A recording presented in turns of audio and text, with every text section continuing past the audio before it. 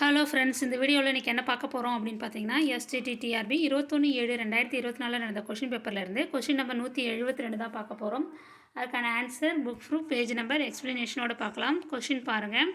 கூற்று கொடுத்துருக்காங்க, அதுக்கான காரணம் கொடுத்துருக்காங்க. கூற்று ஏல என்ன கொடுத்துருக்காங்க அப்படின்னா, கண்டத்திட்டின் விளிம்பிலிருந்து வன் சரிவுடன் ஆழ்கடலை நோக்கி சரிந்து காணப்படும் பகுதியை கண்ட சரிவு என்கிறோம் அப்படின்னு சொல்லி கொடுத்துருக்காங்க. அதற்கான காரணம் கீழே கொடுத்துருக்காங்க. இது கண்ட மேலோட்டிற்கும் கடலின் மேலோட்டிற்கும் இடையில் ஒரு எல்லையை உருவாக்குகின்றது அப்படின்னு கொடுத்துருக்காங்க.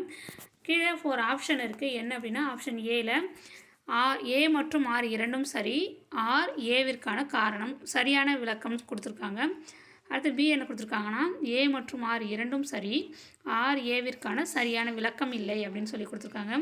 ஆப்ஷன் சி வந்து ஆப்ஷன் ஏ சரி, கூற்று சரி, காரணம் தவறுன்ற மாதிரி கொடுத்துருக்காங்க. ஆப்ஷன் டி என்ன கொடுத்துருக்காங்கன்னா, கூற்று தவறு, காரணம் ஆனால் காரணம் சரி அப்படின்ற மாதிரி கொடுத்துருக்காங்க. இதுக்கான சரியான ஆன்சர் என்ன அப்படின்னு பார்த்தீங்கன்னா, ஆப்ஷன் ஏ தான் கரெக்டான ஆன்சர். அதில் என்ன கொடுத்துருக்காங்கன்னா, அதில் கொடுத்துருக்க கூற்று ஏ மற்றும் ஆர் அதுக்கான காரணம் இரண்டும் சரி, ஆர் ஏவிற்கான சரியான விளக்கம் இதான் வந்து சரியான ஆன்சர்.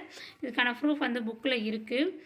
இந்த இருக்குது பாருங்கள். எந்த புக்கு அப்படின்னா 9th ஸ்டாண்டர்ட் புக்கில் பேஜ் நம்பர் 208 இருக்கும் பாருங்கள். அதில் கண்ட சரிவு அப்படின்ற டாபிக் கீழே கூற்று காரணம் அடுத்தடுத்தே கொடுத்துருக்காங்க. அதில் இந்த கொடுத்துருக்காங்க பாருங்கள். அந்த கூற்றில் என்ன கொடுத்துருக்காங்களோ அதுதான் ஃபர்ஸ்ட் லைனில் இருக்குது.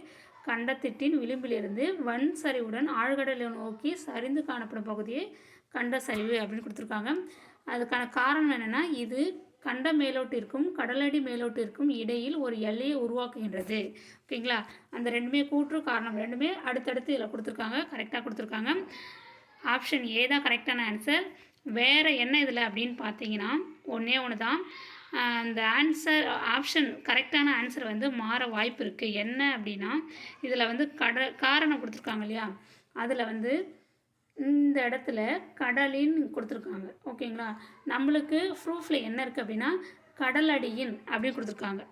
அந்த இடத்துல மட்டும் கொஞ்சம் சேஞ்ச் ஆகுது. ஆனால் ரெண்டும் ஒன்றா அப்படின்றது கொஞ்சம் சந்தேகமாக இருக்குது. இதில் பாருங்கள், இது கண்ட மேலோட்டிற்கும் கடலின் மேலோட்டிற்கும் இடையில் ஒரு எல்லையை உருவாக்குகின்றது. இந்த இடத்துல கடலின் இருக்கும்.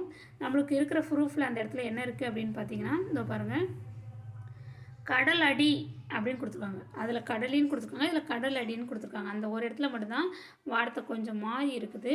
ஆனால் கரெக்டான ஆன்சர் ஆப்ஷன் ஏ தான். அது ஆனால் மாறி வர்றது கூட வாய்ப்பு இருக்குன்னு மட்டும் நான் சொல்கிறேன். ஓகேங்களா?